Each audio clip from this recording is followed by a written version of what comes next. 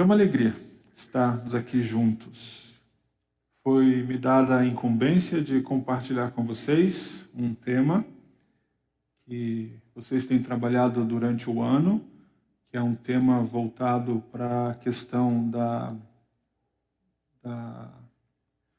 superação das crises. E o tema que me foi passado para trabalhar com vocês essa noite é a crise da educação secular e a educação de filhos. Eu confesso para vocês que quando eu recebi esse tema e fiquei pensando como trabalhar as ideias em torno dele, eu vi que estava diante de um grande desafio. O tema é bastante abrangente e daria uma longa série de vários outros estudos, porque existem palavras nesse tema que foi proposto para essa noite muito provocativas. Palavras como crise, palavras como educação, a palavra secular e a própria palavra filhos. A crise da educação secular e a educação de filhos. Eu escolhi um livro da Bíblia para que possa nos colocar dentro de limites e que possa nos dar conselhos, orientações práticas de como podemos caminhar sem se perder diante de tamanha crise. Tamanho desafio que temos, que é trabalhar esta temática. E eu quero começar uma provocação a partir desse tema também provocativo, lançando a vocês a seguinte pergunta: estaria a educação secular dissociada da educação familiar? Estaria a educação secular dissociada da educação familiar? Eu tenho 3 filhos, assim como talvez alguns de vocês também tenham filhos. A educação que eu dou aos meus filhos, ela é uma educação secular? Ou ela é uma educação familiar? Se ela é uma educação familiar, essa educação familiar se estende aonde os meus filhos vão estar?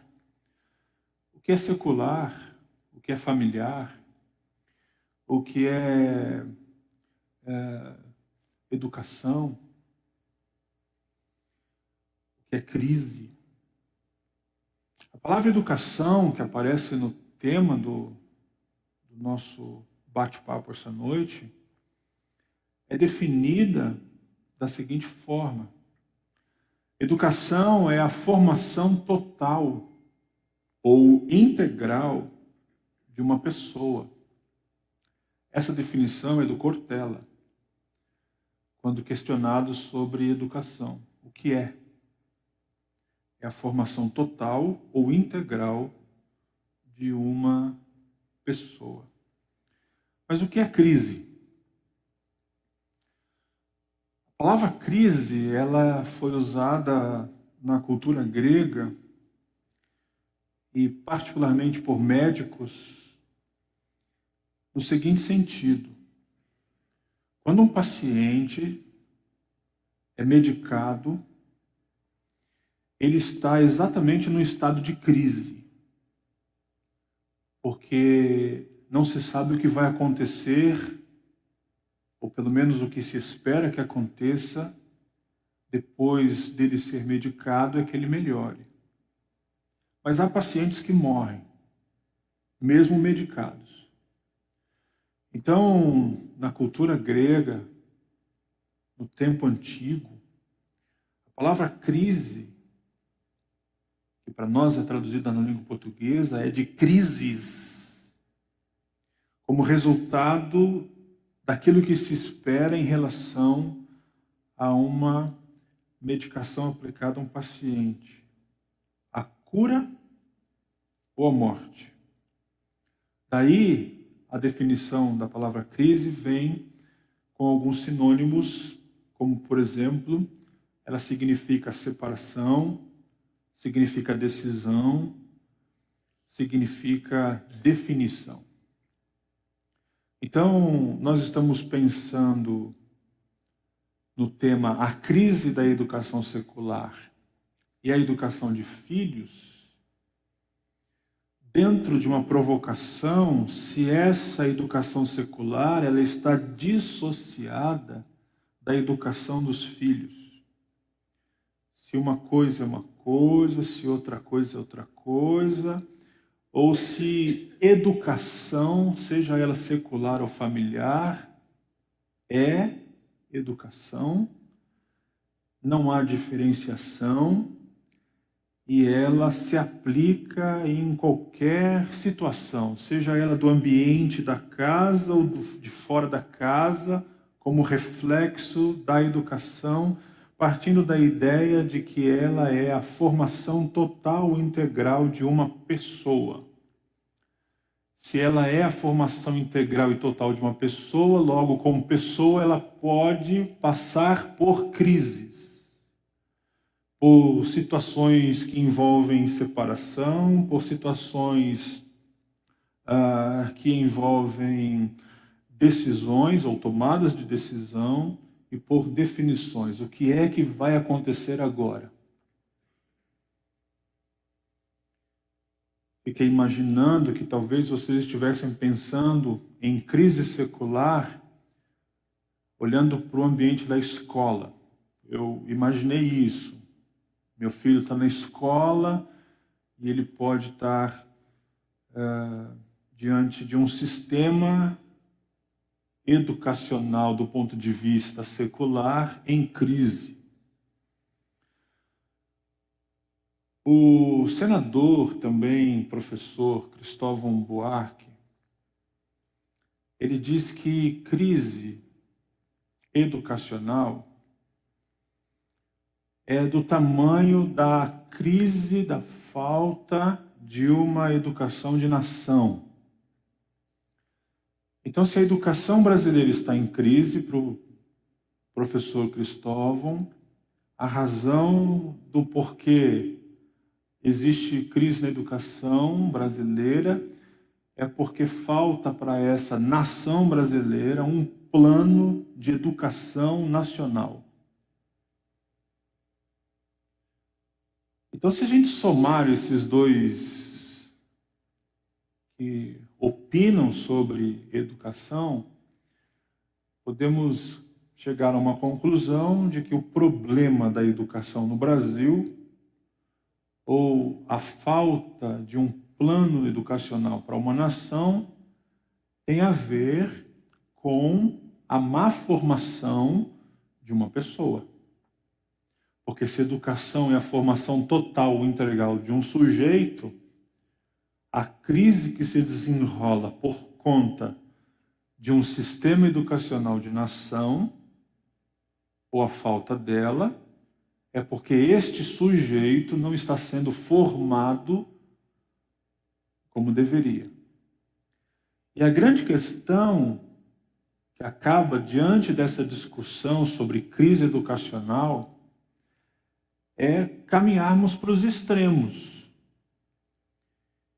Eu, por exemplo, fui recentemente a uma reunião de pais na escola dos meus filhos, que é uma escola pública, e lá sentei na carteira como aluno e o professor estava reclamando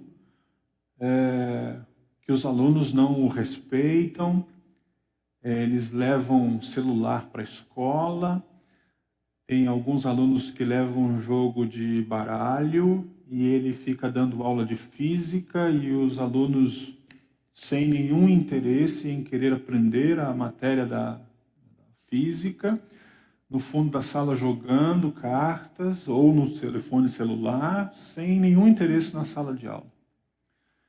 E aí o professor fala assim, esses meninos são mal educados, não deveriam estar na escola, e a culpa é da família. Todos os pais sentados lá. Ele fala, depois os pais se sentindo ofendidos, porque a culpa é deles, na educação dos seus filhos, que estão se comportando mal no ambiente da sala de aula, se defendem dizendo, não, a culpa é da escola, porque no meu tempo, os professores, eles eram mais rígidos, havia disciplina na escola, isso não era admitido.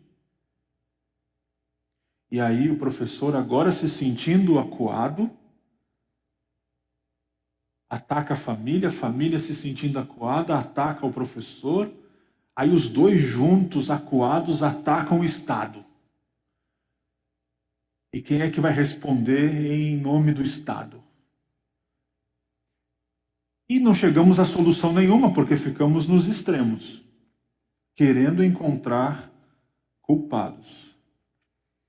Então a crise da educação secular e a educação de filhos é um tema abrangente que anda e se desenrola nessa grande necessidade que nós temos hoje de pensar a respeito das responsabilidades, sim, e deixarmos de ficar, por exemplo, numa questão saudosista de uma escola talvez funcional, perfeita, querendo encontrar culpados e falarmos sim de responsabilidades, mas entrarmos num caminho que possa trazer paz e que possa trazer solução para nós, principalmente para a sociedade brasileira como um todo. E a esperança em tudo isso, nesse ambiente de crise, de separações, decisões, incertezas, é que a igreja, como ambiente familiar, é o que Deus plantou na terra para ser o sal e a luz do mundo.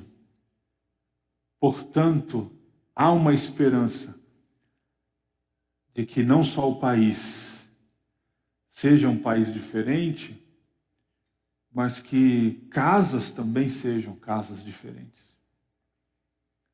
Por isso eu quero,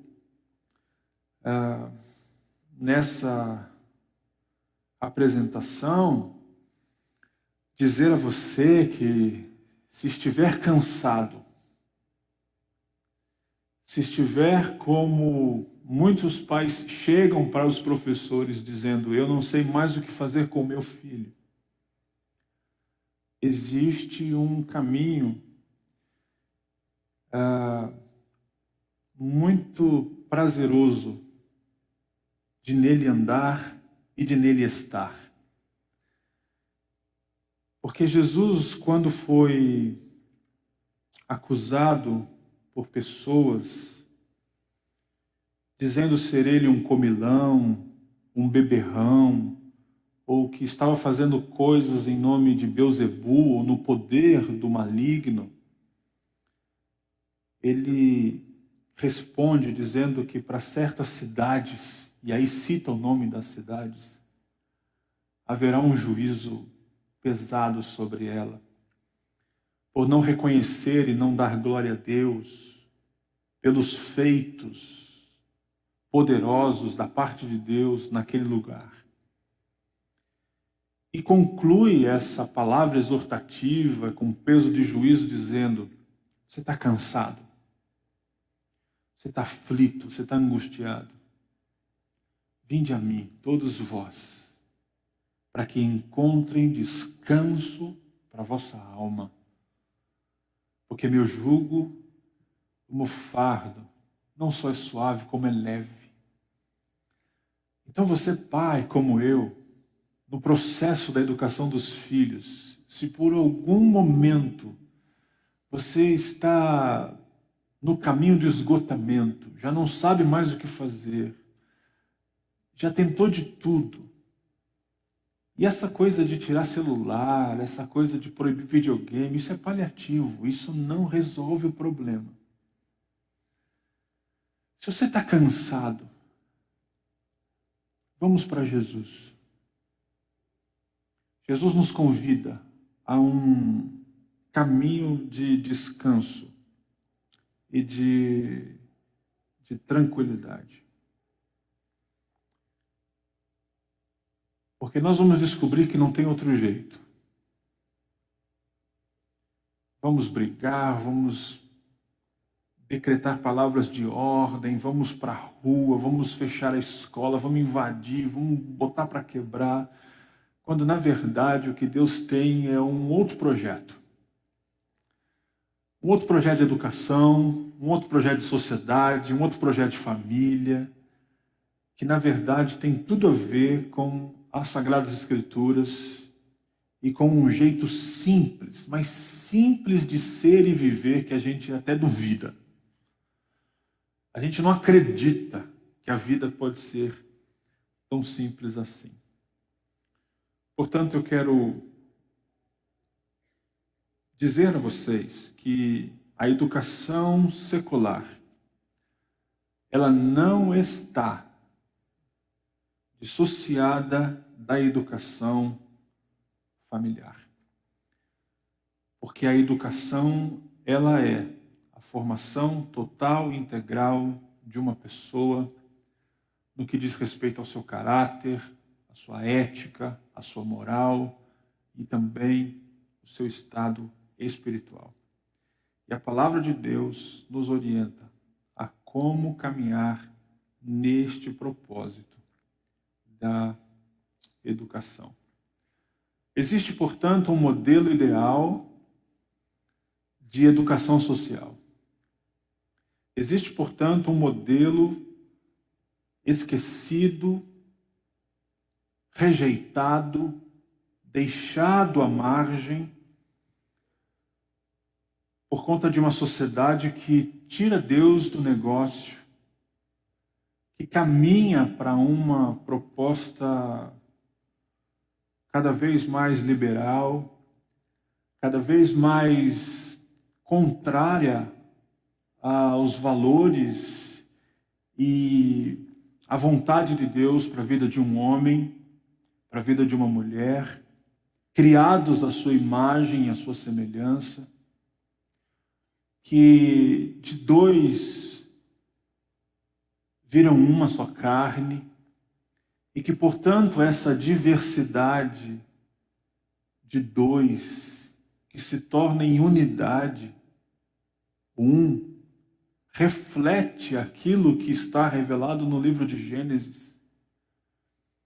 Como Deus, tendo vontade de fazer tudo, e declara isso no plural, na diversidade, façamos, e decidem fazer. Portanto, a família ou a educação familiar, que é uma educação secular, que se aplica no ambiente da casa e fora dela, que se estende para as fronteiras como sal e luz do mundo, refletindo a glória de um Deus vivo, de um Deus criativo, de um Deus que não pode ser comparado, e que, portanto, tem uma proposta para todas as gerações, possa exaltar o projeto original. E que, portanto, as sociedades e o próprio sujeito rebelado contra o Criador inverte todo esse processo. Eu quero convidar vocês a abrirem a Bíblia comigo, a palavra do Senhor, na carta que Paulo escreve à igreja chamada Colossenses. Quero tentar, no pouco tempo que nós temos, e na verdade poderíamos muito ficar aqui falando sobre a riqueza dessa carta, os detalhes pormenores dela. Mas eu quero tentar, sem nenhuma pretensão, pelo menos apresentar o coração que permeia essa carta, a preocupação que faz parte do coração do ministro em relação à notícia que ele recebe, os perigos que cercam a vida daquela igreja e o quanto aquela igreja é rica em diversidade, ao mesmo tempo o quanto ela é elogiada por conta da sua verdade, paixão e também unidade. Logo, a ideia da carta aos Colossenses é servir para nós de modelo e de caminho seguro, de limites aonde possamos enfrentar as crises que fazem parte da vida, porque crise é coisa de gente. Sempre teremos que estar diante de tomadas de decisões e nem sempre as decisões serão fáceis de serem tomadas. Mas precisam ser tomadas. É preciso lembrar que Jesus passou por crises, venceu as crises. Estamos num mundo em crise. Estamos num mundo de tribulações, que traz para nós aflições, angústias, que nos coloca diante de situações adversas. Mas, por favor, irmãos, tendem bom ânimo. E bom ânimo não é uma coisa que está fora da gente. Bom ânimo é uma coisa que está dentro da gente. Porque o que está fora da gente são as crises e as tribulações e as angústias que esse mundo provoca. Mas o ânimo está em nós. E foi Jesus quem venceu as adversidades. Por isso é que ele vai dizer: eu venci o mundo. Tende em vós bom ânimo. Porque é certo que no mundo tereis aflições, irão passar tribulações, crises, adversidades. Mas, por favor, tendem bom ânimo. Contem comigo, deixem comigo, porque estou aqui para ajudá-los. Estão cansados? Venham a mim. Estão sobrecarregados? Lancem o fardo sobre mim. Tomem para vocês agora o meu fardo, o meu jugo é muito mais leve, é muito mais tranquilo do que os seus. Deixem os seus comigo. Peguem o meu, ponham sobre vocês, vocês ficarão bem. Andem comigo, venham, ponham ao seu lado. Seremos parceiros nessa jornada e nessa responsabilidade que é formar pessoas de forma integral e que possam, acima de tudo, como propósito da Escritura, aonde estiverem, revelar a glória e a grandeza do nosso Deus. Bom, vamos caminhar um pouco aqui nesta carta. Logo no primeiro capítulo, você tem uma apresentação pessoal do apóstolo Paulo, dizendo que ele é apóstolo, não por vontade própria, mas ele está dizendo que é apóstolo pela vontade de Deus. Ele não faz parte daquele time que Jesus escolheu, de 12 homens, que foram primeiro chamados de discípulos e que depois foram chamados de apóstolos. De alunos, aprendizes a enviados com uma missão. Paulo não fez parte desse time. Como você sabe, ele se converte em Atos capítulo 9. Passa um tempo bastante longo, de 14 anos, na Arábia. Depois é que ele volta. E aí se mostra aos apóstolos, e aqui ele está declarando no começo da carta, nessa apresentação pessoal, de que o apostolado dele, essa missão que ele tem, é vontade de Deus. E ele também apresenta o seu pupilo, o seu amigo imediato, o seu parceiro de missão, Timóteo. Mais jovem do que ele, Paulo o encontra na casa de seus pais. Timóteo tem um pai que é grego, tem uma mãe que é judia. Ele é educado pela mãe, educado pela avó, Lloyd e Eunice, que vocês bem conhecem. Então é um laço familiar bem forte. Ele tem o testemunho dos que estão de fora, em volta dele, e Paulo o encontra e chama para segui-lo em viagens. Nessa apresentação, nessa saudação, logo no início da carta, ele diz que o objeto disto que ele está escrevendo é para um grupo específico. Ele está dizendo que é para os santos e também fiéis irmãos em Cristo. Então, não é um documento para qualquer pessoa ler. Não são orientações e não são caminhos de paz para qualquer pessoa. Existe um público específico.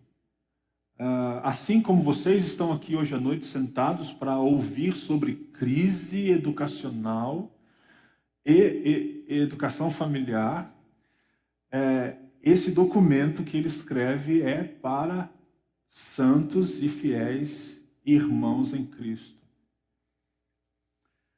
que estão numa cidade que faz parte do que hoje conhecemos como Turquia, mas era uma região de dominação romana na Ásia, uma cidade a 180 quilômetros a leste da cidade de Éfeso. Então é uma região que você vai encontrar na Bíblia, principalmente na carta que é escrita em Apocalipse para as igrejas da Ásia. Você tem lá uma carta endereçada a Éfeso. Você tem uma citação, inclusive, no final desta carta aos Colossenses, que essa carta tinha que ser trocada com a carta que ele também escreve para a igreja de Tessalônica. São cidades que ficam na mesma região. Lá no capítulo 4 de Colossenses, você tem no versículo de número 16, a recomendação para que essa carta de Colossenses seja lida na igreja de Tessalônica e a carta de Tessalônica seja lida também na igreja dos Colossenses. Então, a necessidade é que as igrejas deveriam trocar os documentos. Nós estamos falando de duas igrejas que vão receber esse documento muito provavelmente entre o ano 50 e o ano 54. Se Jesus morreu no ano 30, o que também é provável, nós estamos falando de uma igreja que tem aproximadamente de 20 a 25 anos de existência. Uma comunidade cristã muito mais jovem do que esta comunidade de Bragança Paulista. Vocês têm quantos anos de existência nessa cidade? 81 anos. Estas igrejas têm um pouco mais de 20 anos de existência. Uma igreja jovem, uma igreja em expansão, uma igreja cheia de sonhos, cheia de entusiasmo, num contexto de cidade grande, num contexto de cidade extremamente perigosa, porque ela está cercada também de más influências. E essas más influências também são citadas nessa carta como alertas de perigo. Sempre que a gente fala de educação, e principalmente de educação familiar, ou principalmente de encontros que envolvem um projeto e um trabalho com famílias, com casais, vocês precisam estar preparados para os problemas e para os perigos.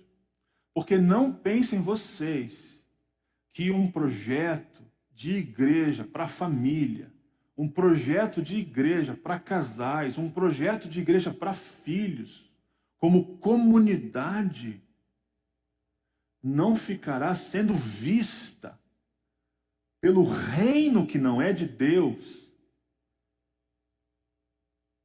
com olhos de simpatia.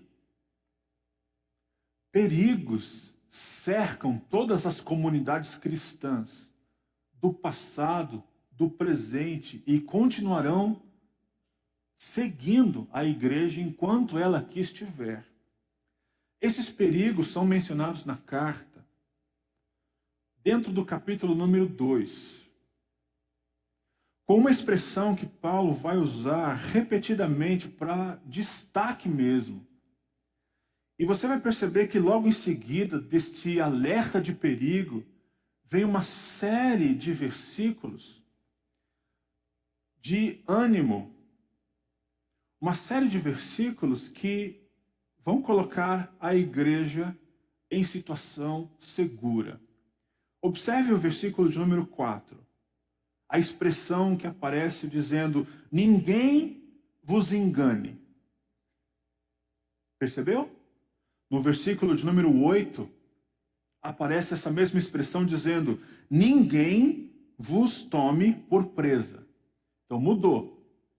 O primeiro perigo é que ninguém engane vocês. Ninguém venha colocar na cabeça de vocês uma outra filosofia, uma outra proposta que não seja aquela da qual vocês já ouviram e foram inteiramente instruídos. Depois ele muda no versículo número 8. Ninguém agora prenda vocês, coloquem vocês sob um jugo do qual vocês já foram livres, do qual vocês já estão libertos. No versículo de número 16, ele usa de novo a expressão: ninguém vos julgue. Então ninguém seja juiz mais sobre vocês, porque vocês não estão mais de nenhum tipo de condenação. Vocês já foram livres, já foram absolvidos, então ninguém deve ser juiz sobre vocês, principalmente sobre aquelas questões que são básicas. E aí ele cita, por exemplo, comida, ele cita, por exemplo, bebida, depois ele entra para a questão de festas, depois ele fala também de práticas de sábado e práticas de lua nova. Talvez tivesse um pessoal aqui da nova era fazendo culto à lua, culto ao sol, essa coisa de pessoal do telhado que fica abraçando árvore, que fica tomando chá e essas coisas todas. Versículo de número 18, ninguém seja árbitro contra vocês. Percebe a repetição? Ele está preocupado, porque há perigos que cercam a vida de uma igreja. Mas mesmo que ele faça essas advertências, em seguida ele faz uma série de versos falando do lado positivo, que garante e salvaguarda a vida espiritual da igreja de Cristo. Se ele faz essa advertência no verso de número 4, do verso de número 5 até o verso de número 7, ele vem falar sobre a firmeza da fé, sobre o trabalho de Cristo e a sua obra. A mesma coisa em sequência do verso 8, do verso 16 e do verso 18. Depois vocês olhem isso com mais atenção. A proposta, portanto, de Paulo nessa carta é dizer a esta igreja que é uma igreja que tem um testemunho fantástico. Porque chega a ele uma notícia pela boca de Epáfras, versículo de número 7, que que foi inclusive um sujeito que participou muito da vida dos colossenses, como discipulador, como aquele que foi instrutor nas bases e nos primeiros passos da vida dessa igreja. Quem sabe, talvez, seja ele o plantador desta igreja, porque não foi o apóstolo Paulo. Ele declara nessa carta que nunca esteve em Colossos e não plantou essa igreja. Mas é Epáfras que vai comunicar a Paulo notícias da igreja, porque Paulo está preso. Ele fala que essa carta é uma carta da prisão. E lá no finalzinho, no capítulo 4, ele fala inclusive dos amigos que estão presos com ele. Então a notícia que chega para Paulo é uma notícia boa, de uma igreja de fé para com Cristo Jesus, versículo de número 4, e uma igreja cheia de amor para com os santos. Os mesmos santos que são citados no versículo 2, também chamados de fiéis, que são os irmãos em Cristo Jesus, que congregam juntos nesta igreja.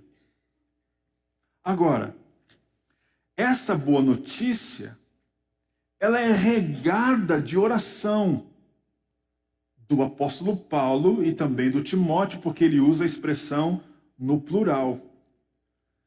Versículo de número 9, desde o dia em que soubemos disso. Soubemos? É ele, Timóteo, e os companheiros da prisão, que são citados no final da carta. Então essa boa notícia de uma igreja saudável e de uma igreja firmada nas bases de Cristo chega até ele, e ele rega essa boa notícia de muita oração, fazendo com que as orações elevadas ao Senhor sejam respondidas com muito mais conhecimento, com muito mais da fé, com muito mais do amor, e que eles em tudo sejam enriquecidos e que seja uma igreja que vibre e que continue crescendo, que se ela tem de 20 a 25 anos, que ela tenha de 50 e quem sabe cheguem a 80, 81, passem de 81 para 90 e seja uma igreja centenária em nome de Jesus e que possa ver gerações dentro dela sendo formadas, edificadas, para cima de tudo, não só serem bons alunos da língua portuguesa, se darem bem em física ou matemática, ou seja lá o que for, mas homens e mulheres de Deus que possam encher essa terra como um sal e luz do mundo e que possa dar a eles um referencial de vida e modelo de homem perfeito, que é um grande mistério que é colocado nessa carta, do qual Paulo se apresenta como ministro. Sou ministro desse evangelho que traz em si um mistério. E que mistério é esse que ele inclusive repete na carta por 3 vezes. Ele fala desse mistério no capítulo 1, versículo de número 27, ele fala desse mistério no capítulo 2, no versículo de número 2, ele fala desse mistério no capítulo número 4, no versículo 3. Que mistério é esse que está no Evangelho, chamado pelo apóstolo Paulo como verdade? A verdade é o Evangelho. O Evangelho é a verdade. E essa verdade, esse Evangelho, trazem dentro de si um mistério. Qual é o mistério? O mistério é Cristo em vós. Esse é o mistério da verdade e esse é o mistério do Evangelho. Cristo em vós. No Evangelho de João, no capítulo de número 14, quando Jesus começa o discurso da despedida dele aos discípulos, dizendo: não se turbe o vosso coração, credes em Deus, crede também em mim. Na casa de meu pai há muitas moradas, se não fosse assim eu vos teria dito. Lá na frente, ele diz, verso 23, aquele que me ama, guarda a minha palavra, meu Pai o amará. Viremos a Ele e faremos nele morada. O mistério do Evangelho é o Deus Trino habitar em nós. Já parou para pensar nisso? Que aquele que habita em você é perfeito. Por isso você é perfeito. E por isso você pode andar num caminho de perfeição e ser perfeito como o vosso Pai Celestial é perfeito. Porque aquele que habita em você, o mistério do Evangelho, a verdade do Evangelho é perfeita. Daí, Cristo habitando em você, você não tem falta de absolutamente nada, porque você tem tudo o que você precisa. Porque aquele que é perfeito, mistério do Evangelho, habita em vós, Cristo em vós. E a presença de Cristo em nós é a esperança da glória.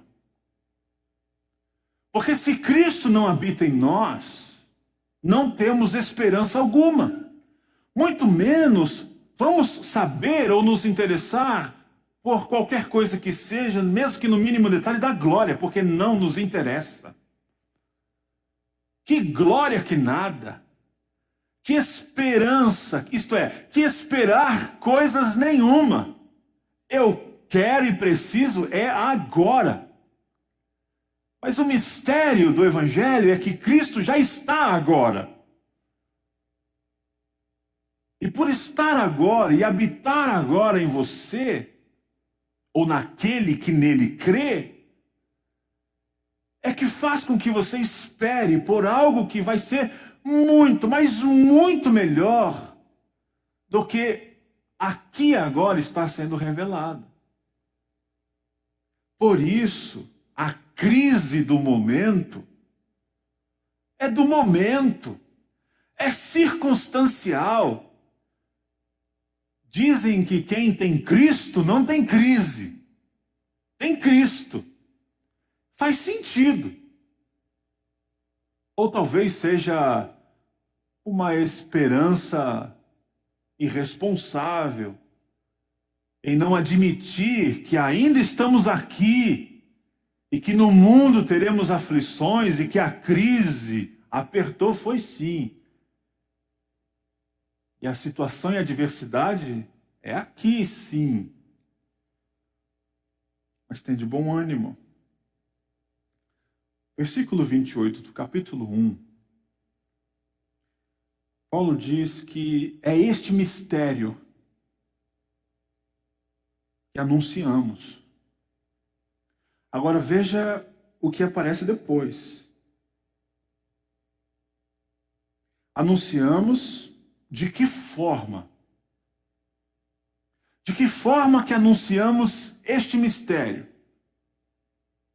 De duas formas. A primeira delas é aconselhando. A outra forma é ensinando.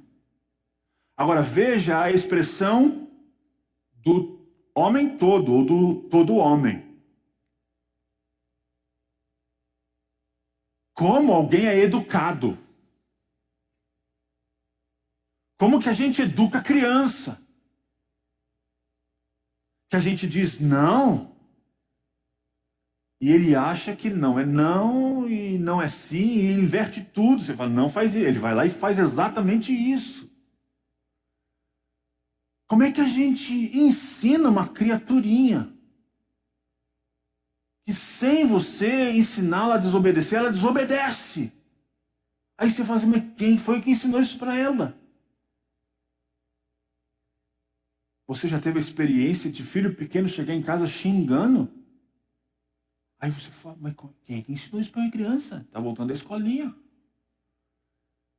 Ela está no mundo, ela está observando, aprendendo, ela está interagindo com aquilo que está à volta dela. Aí você olha e fala assim, meu Deus, e agora o que eu faço? Bato na boca? Passo sabão? O que eu faço com essa criança que não para de xingar agora? E de mostrar a língua? Você arranca fora? O conselho de Paulo é: aconselhe e ensine. Olha o detalhe, com toda sabedoria. Aí você tem que lembrar de Tiago, porque Tiago diz que quem tem falta de sabedoria precisa aprender a pedir para quem tem toda a sabedoria. Então, se lhe falta sabedoria, peça a Deus que a ele dá. Então você não precisa deixar de educar em tudo porque lhe falta sabedoria. Peça a Deus. Leve a criança à palavra, porque o princípio da sabedoria, como diz Provérbios, é o temor do Senhor. Então essa é a preocupação e a motivação do apóstolo Paulo em querer anunciar aos irmãos colossenses esse mistério que é Cristo revelado neles, está neles, e eles podem contar com toda a sabedoria e perfeição que já está à disposição, porque Cristo já está. Já está. A metáfora da videira verdadeira traz essa ideia de que somos os ramos, assim como ele é a videira, o Pai é o agricultor, e o versículo 5 diz que sem mim nada podeis fazer, nem aconselhar, nem ensinar, tirando Jesus da jogada, porque aí nós não teremos um homem perfeito em Cristo. Ele fala que ele luta com essa formação. Educar é formar. Então nós estamos no coração da carta e diante do mistério revelado, que deixou a glória, se fez carne, habitou entre nós, vimos a sua glória, como a glória do unigênito Filho de Deus, cheio de sabedoria, graça e verdade. Chegou. Capítulo 3, versículo 16. O apóstolo Paulo fala agora que habite ricamente em vós a palavra de Cristo. Cristo, ele disse, habita em nós. Agora ele vem no verso 16, depois de fazer um contraste entre a velha natureza e a nova natureza, dizendo, habite a palavra de Deus ricamente em vós, em toda a sabedoria. Continuando, ensinai e aconselhai uns aos outros. Você percebeu que ele mudou? Lá do capítulo 1, versículo de número 28, ele coloca primeiro o aconselhamento e depois o ensino. E agora aqui ele coloca o ensino, depois o aconselhamento. Ele inverteu. E inverteu de propósito, porque agora ele está dizendo que aquilo que ele está ensinando para você, o mistério, Cristo em você, você agora tem que ensinar para outro. Como é que eu fiz isso? Eu aconselhei vocês e eu ensinei vocês. É só ler Atos capítulo 20, quando ele se despede da igreja em Éfeso, chama os presbíteros, ele fala, não deixei de vos anunciar conselho algum da parte de Deus, e fiz isso publicamente, abertamente, e também de casa em casa. E agora ele vem e diz: eu fiz assim, agora vocês façam assim. Ensinem e aconselhem uns aos outros. E aí você tem uma descrição logo a partir do verso 18 de como era a igreja dos Colossenses. Na igreja dos Colossenses tinha mulher. Na igreja dos Colossenses tinha homem. E não só tinha mulher e homem, tinham mulheres casadas e homens casados. Na igreja dos Colossenses não só tinham casados com filhos. Na igreja dos Colossenses não só tinham casados com filhos, tinham também escravos.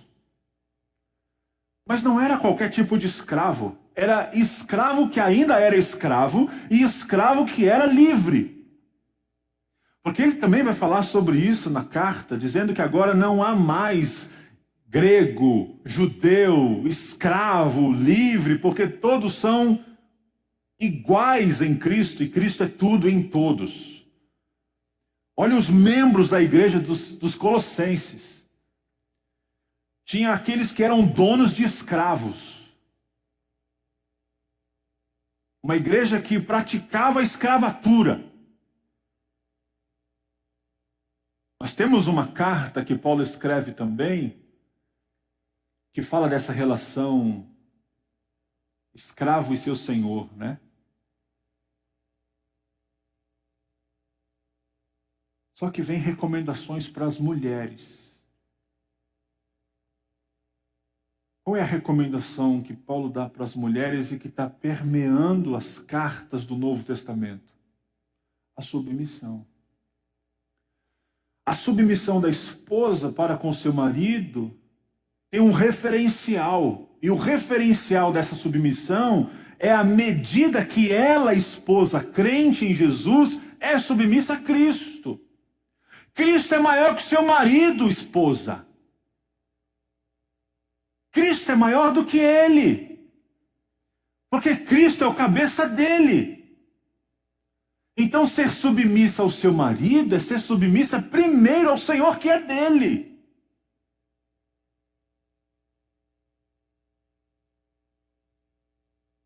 Certo? Então não tenham medo dessa palavra submissão.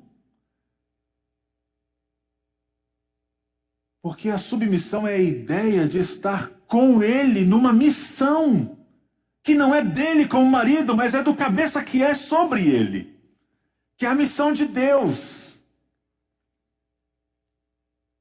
Agora veja que essa palavra submissão ao marido, ela vem acompanhada como convém ao Senhor, porque é como referência. O Senhor vai aparecer no verso 18, e o Senhor vai aparecer quando for falar sobre os filhos, mas não aparece Senhor no verso de número 19, quando fala ao marido.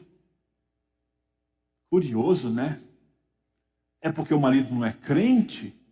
É porque o marido não tem que respeitar o Senhor? Não, é porque já é ideia estabelecida de que o Senhor é Senhor sobre o marido, é o cabeça dele.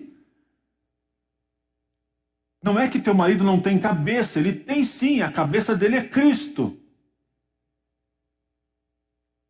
E aí a referência de marido é que ame sua mulher, só que também vem um complemento. Faça isso com delicadeza, não trate ela com aspereza. Faça isso com delicadeza. Olha, isso tudo está muito fresco na minha cabeça, porque eu passei uma semana inteira estudando no Palavra da Vida, lá no... Palavra da Vida não, na igreja de Atibaia, no Congresso Prega a Palavra, o livro de Cantares com o pastor David Murk. Se você quer aprender o que é trato com delicadeza, leia Cântico dos Cânticos.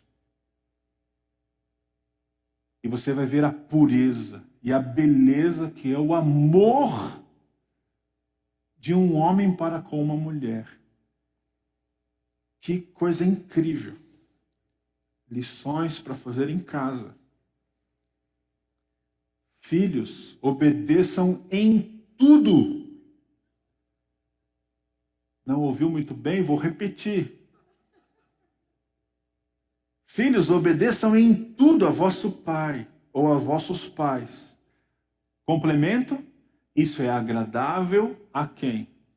Ao Senhor. E termina dizendo, pais, não irritem vossos filhos. Complemento, para que eles não sejam filhos desanimados. Não fala para não disciplinar, porque ele fala isso em Efésios capítulo 6. Disciplinem vossos filhos no Senhor, com o temor do Senhor. Não irritar os filhos não é deixar os filhos fazerem o que quer.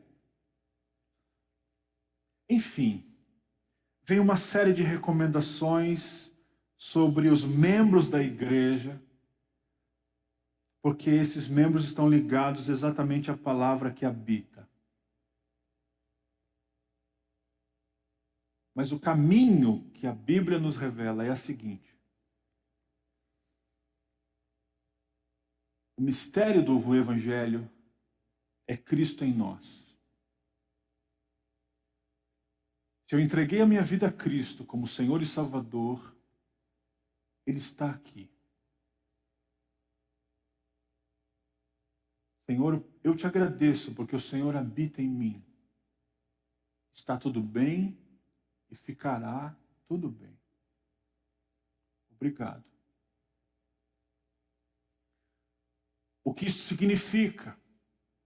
Que eu sou dele. E que agora tenho uma responsabilidade. Qual é a minha responsabilidade como filho de Deus? Refletir ao mundo a sua glória. Se eu sou solteiro, significa que eu não só sou solteiro, eu sou filho de alguém.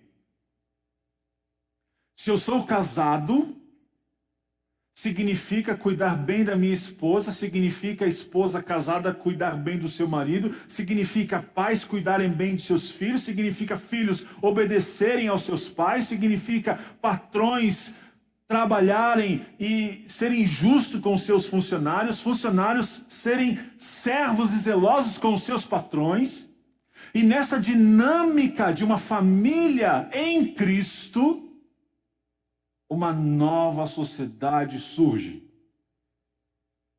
Num mundo caótico, sem referenciais, discutindo o gênero, se a criança pode ou não pode escolher o que ela vai querer ser, porque a palavra de Deus vai estabelecer limites graciosos, e é interessante como a família se apresenta como também proposta da igreja e reflexo da glória do Criador, quando criou o homem, a sua imagem e semelhança, estabeleceu esse homem e essa mulher em unidade matrimonial, revela isso no livro de Apocalipse em relação a Jesus e a igreja, o noivo e a noiva, o Espírito que a protege de forma santa, imaculada, aonde ela pede para o Senhor, venha, e o Senhor responde, cedo venho, sem demora, e o Espírito testifica, ele vem, e aí o casamento do noivo e da noiva é consumado, como foi consumado o casamento entre um homem e uma mulher no Gênesis, e no meio de tudo isso você tem famílias, igreja, comunidade, gente que precisa ser educada. E gente educada é gente formada como sujeito perfeito. Pastor, mas isso é muito difícil. Não desanima. Aquele que é perfeito está ao nosso lado e nos ajuda nessa luta. Porque ele já está. Garantia e esperança da nossa glória. E se estamos cansados, ele nos convida, vinde, descanse, aprenda de mim que sou manso e humilde. E vamos juntos construir uma família de homens, mulheres, filhos, servos perfeitos em Cristo. que essa seja a nossa luta. É legal a Bíblia porque ela diz, não vai acontecer isso sem luta. Como em toda luta, há aqueles que vão ganhar e aqueles que vão perder. De que lado você quer ficar? Jesus disse que Ele mesmo edificaria a sua igreja. E que as portas do inferno não iriam prevalecer contra ela. O que significa que ela é mais do que vencedora. Porque portas do inferno não avançam contra a igreja. Portas do inferno escondem coisas atrás dela. Interessante que nesse texto Jesus dá para Pedro uma chave. Chave abre portas. Chave do reino que liberta, que liga a gente no céu, que arrebenta portas infernais e que liberta pessoas. Que crise educacional secular é essa? Se admitirmos que há uma crise secular, estamos admitindo que há uma crise familiar. Se estamos admitindo que há uma crise familiar, a pergunta é, como a gente supera isso e resolve isso? Sem Jesus, não dá. E a boa notícia é que Ele está em vós. A boa notícia é que não vai ser sem luta, mas que a vitória é certa. Por aquele que venceu o mundo. E se eu não sou enganado, foi quem decretou na cruz. Está consumado. Não desanime, irmãos. Vamos em frente. O Senhor é a nossa esperança, o autor e consumador da nossa fé.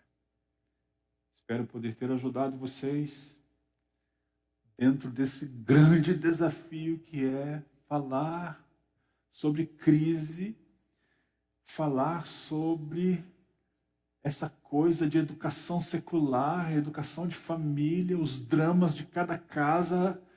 Nem entramos nos detalhes dessa questão de que nós não temos mais hoje famílias em que é o papai, a mamãe e os filhos.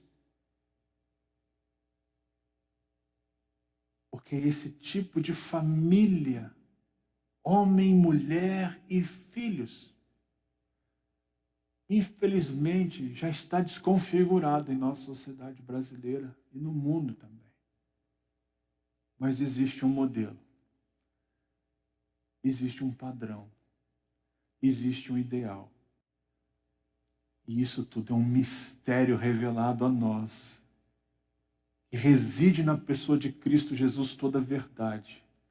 Daí todo homem, toda mulher, todo filho, toda criança, todo bebezinho podem ser em Jesus criados e educados como homens perfeitos.